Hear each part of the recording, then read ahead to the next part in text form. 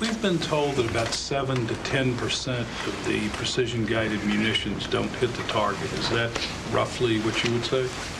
I think that it really depends, and I hope that I don't mean to be wishy-washy.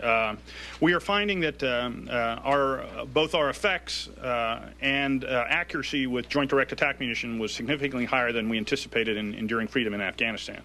However, for both laser-guided weapons, especially laser-guided weapons, and joint direct attack munitions, we have to understand that a large percentage, perhaps the highest in modern history, a large percentage of the missions flown were doing something like time-sensitive targeting, and they took off without the target, and somebody gave them that target airborne. As a consequence, that is a little bit higher risk because there's a lot of other things that can go wrong if I don't know what the picture of the target looks like. Nevertheless, solid pre-planning improves our ability to do this. I can't give you a specific number on a specific weapon, but joint direct attack munition, the beauty of that weapon is once it's gone from the airplane, it's going to where it's going. More than the vastly highest percentage of the time, it's going to where it's going. And I don't have to worry about a pilot trying to keep a laser spot on a target or worrying and maneuvering to do that. So I can't give you a specific answer. I wish I could. But can you give us some idea of how many were off target, mechanically off target in Afghanistan? I don't know that number. So regarding unintended damage, in Afghanistan there were at least a couple instances where somebody punched in the GPS coordinates and then for one reason or another it reverted back to not the target but to the location of our guy punching in the numbers. Has that been fixed? Combination of equipment and we have to understand that doing CAS out of a B-52 was not anything any of our tactical air control parties or B-52 crews practiced before Afghanistan. Additionally, many of them got that equipment for the first time when they were out in the field. But we have the Air Combat Command has spent literally millions of dollars over the last year to get the best possible equipment to our combat controllers in the field so that they have the opportunity not only to have the best equipment, but to train with that equipment well prior. So we have worked on solutions to those challenges, yes. You're talking here about, in most of these cases, targets that are carefully chosen and studied over periods of time. But as you mentioned, in just about every air war, and increasingly so, you have a phase where you move to targets of opportunity, and where the amount of time between when a target is selected and when it's hit is getting shorter and shorter and shorter. So how do you reconcile those two things?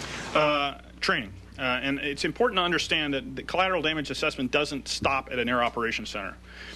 Each of the what we call them is JTACs, Joint Terminal Air Controllers, which are personnel from the Air Force, Army, Navy, and Marines who are fully qualified as terminal controllers. In the Air Force, we call them ETACs, but generally they're enlisted personnel in the United States Air Force, as well as our airborne forward air controllers and our ground forward air controllers. Each of these men and women have been trained to specifically make collateral damage assessments as they are airborne to try to ensure that they can mitigate that. Is that good as using cosmic analytical tools back at the Air Operations Center? No, it's not.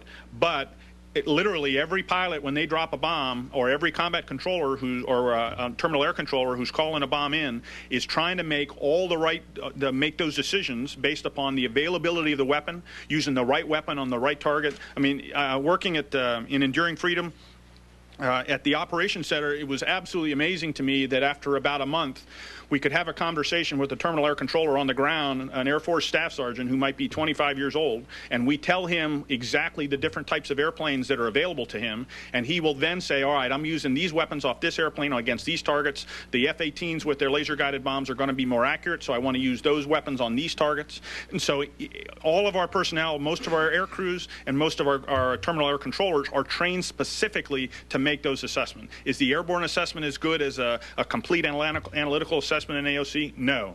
But I think that these people are about as well trained as we can get them. They are some very, very talented individuals. Sir? Colonel, you said that there are assessments of civilian casualties before a strike. Being so close to war after this initial shock and awe attack on Iraq, can you give us some round figures of civilian casualties that we're going to see? Any number I gave you would be wrong. And it's a simple fact, as we discussed. We simply do not know exactly what's going to happen if we go to war with Iraq. We simply don't know. The war might be a few days, it might be longer, it might be months. We just have no, I mean, that's the uncertainty of combat. And as a consequence, if I were to say, well, it's going to be X, well, X would be premised upon a scenario that would anticipate the war was X amount of days long, and this is how the Iraqis are going to fight, and we don't know that. And so I understand why people have been reluctant to say, hey, this is the amount that of civilian casualties and deaths that might occur, but there is simply no way to accurately calculate that number. Quick follow-up. You said that in the first 24 hours of the Gulf War, there was a huge strike, greater than the entire year of 1943. Is that right? 42. How comparable will this strike be? An order of magnitude larger in terms of numbers targets struck within the first 24 to 48 hours. On that 50,000 number, you threw out the 50,000 targets in Iraq, the whole broad range. Can you give us maybe a percentage of that you think has gone through and are considered targets that will reach those military? The short answer is I don't know the answer to that. But again, as our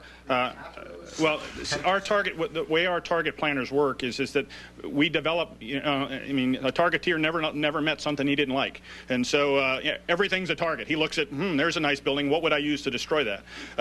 But in order to do adequate military preparation, as we examine a country in which we might engage in conflict, we go through a lot of different things and look at a lot of different potential things that we might have to neutralize in the course of a military operation.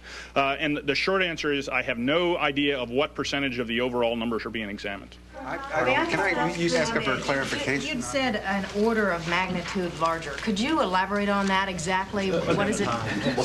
Let's look at what we did in the Gulf War. In the Gulf War, we had effectively 98 precision-guided munitions. We had 36 F-117s. We had 62 F-111Fs, and then we had a number of EA-6s on the carriers. Today, and oh, by the way, most of those aircraft, other than the 117s, most of the 111s would go after a single target or maybe two targets. Today, virtually every aircraft of I think the number is around 600-odd aircraft, every combat aircraft in the theater has the capability of precisely striking multiple targets. And most of them can do it simultaneously. F-18s can carry a number, 2 to 3 JDAM, depending upon their anticipated targets. As I said, B-52s can carry 12 JDAM plus an internal configuration that might be conventional munitions or cluster munitions.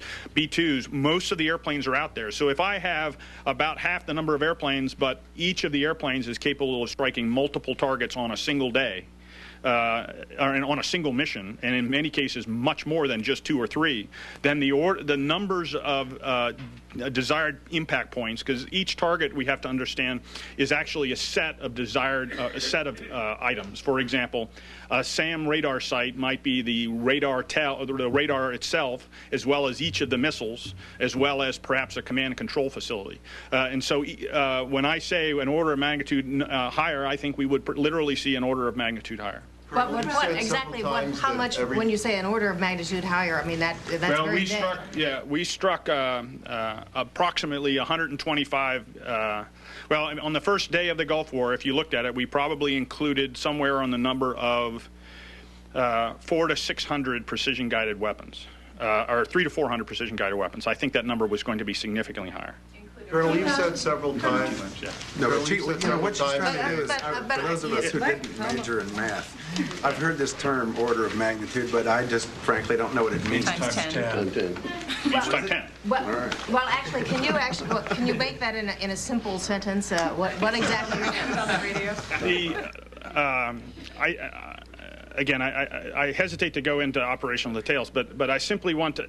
I do not think that our potential adversary has any idea what's coming.